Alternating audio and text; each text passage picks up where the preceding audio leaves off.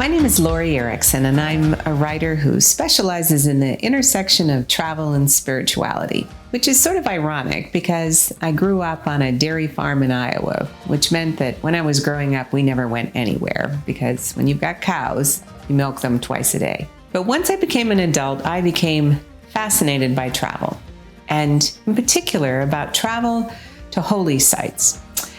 And in exploring these sites, I quickly learned that holy sites come in many different forms. Of course, they are churches and temples and shrines, places like Jerusalem and Rome, but they also come in the form of beautiful natural places, in places that are hallowed by tragedy, battlefields, places that are tinged with sadness, like graveyards.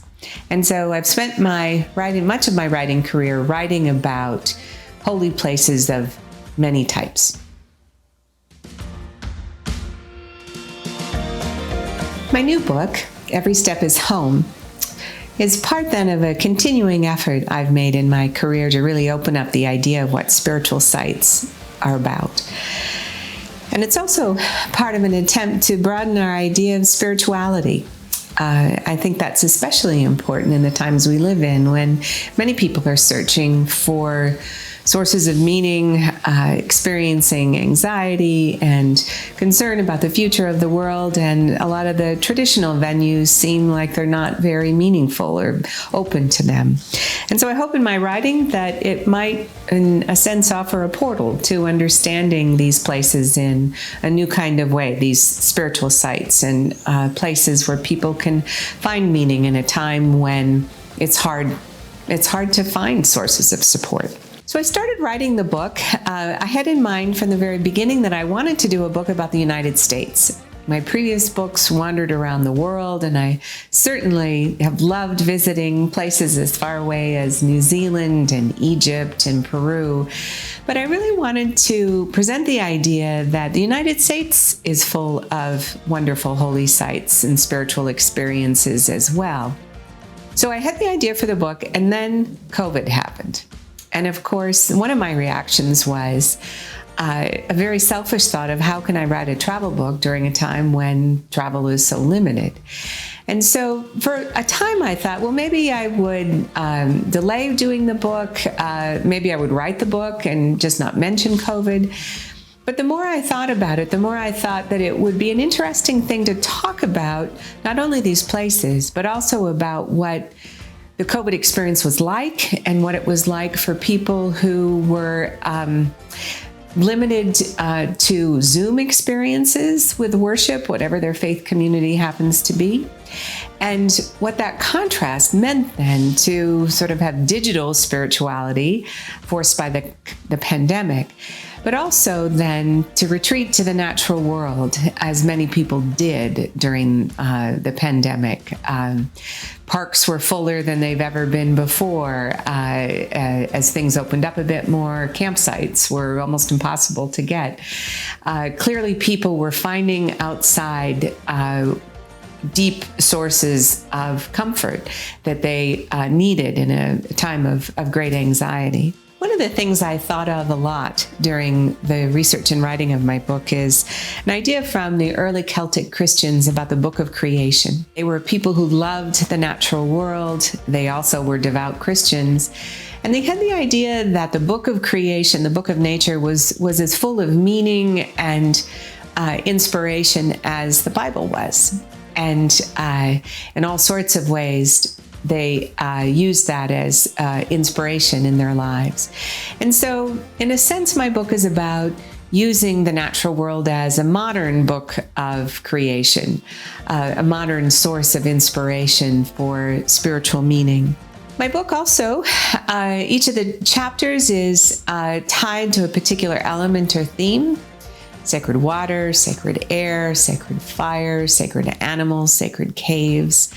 I think some of them come sort of immediately to mind when you think about categories of nature, and some of them might be a bit more of a stretch for people. And so part of what I do in each of these chapters is ruminate on that larger theme. So it's not just the trip though a trip is a central part of every chapter. But it's also a reflection on the meanings of air, sacred air. For example, the breath that God blew into Adam to make him real, which is a creation story that has resonance with a lot of creation stories in cultures across the world. And I found that once I started digging into each of these elements and themes, that there are all sorts of connections that I was able to make. So, for example, there's a chapter on sacred wood. The trip in that chapter is to go see the redwoods of Northern California. And in that chapter, I write about the really important cross-cultural tradition of the world tree, of a tree that's believed to unite all the levels of the cosmos. In the Norse world, it was Yggdrasil. The Mayans had a world tree, many different cultures did. And to see the ways in which that is an idea that can still inspire us, especially if you're in a place as beautiful as the redwoods of California. Other places that I went to included Chaco Canyon in New Mexico. That's in the chapter on sacred astronomy. It's a place that is infused with, in a sense, sacred astronomy of roads that are aligned to the cardinal directions, to astronomical alignments. It's a place where the heavens seem very close, especially on a starry night. It's a very remote part of the world. Beautiful, beautiful dark skies. And you can see why the people, the ancestral Pueblans of Chaco Canyon, looked to the skies for inspiration. I went to Alaska to see the Northern Lights. I went to Hawaii to see fire, sacred fire in Volcanoes National Park. I went to the sites along the ancient Ohio Trail, including the Serpent Mound, which is a prehistoric mound that was built somewhere around 1,000 years ago, might have been a bit older than that. A massive serpent that coils its way down a hill, and its mouth is aligned to the setting sun on the summer solstice. I went to Dunbar Cave in Tennessee for my chapter on sacred caves. It's the only public cave in the United States where you can see dark zone cave art, meaning art created deep in the bowels of the cave.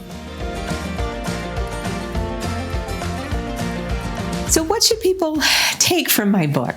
I've thought a lot about that, because one of the things about writing my books is I love to travel. I have a great time researching my books.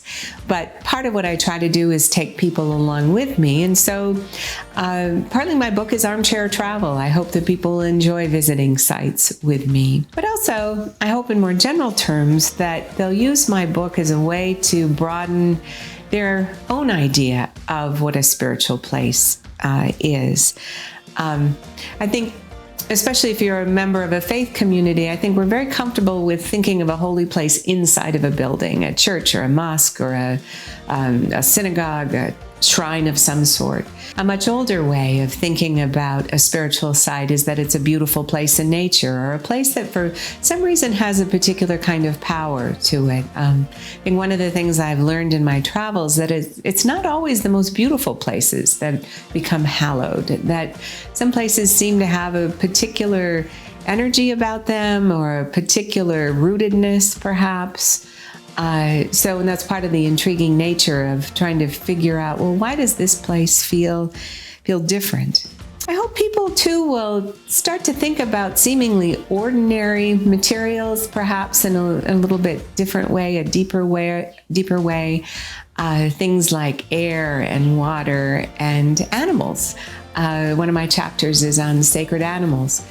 I visit the Buffalo Roundup in South Dakota for that chapter, but I also reflect on the ways in which our ordinary interactions with animals inspire us, from the birds at our bird feeders to the pets who share our house. And I think too, my book, I hope, is a celebration of this complex and beautiful world that we live in that is threatened in a lot of ways. And I hope that one of the messages that people will take from my book is a realization of how important it is to treasure this beautiful earth. And it's not just the places that we designate as holy or sacred in some way that are important. All of it is important. All of it is connected. And I hope that people will look at the world in a slightly different way as a result of reading my book. And finally, I hope that my book reinforces the idea that you don't have to travel far in order to find a holy place.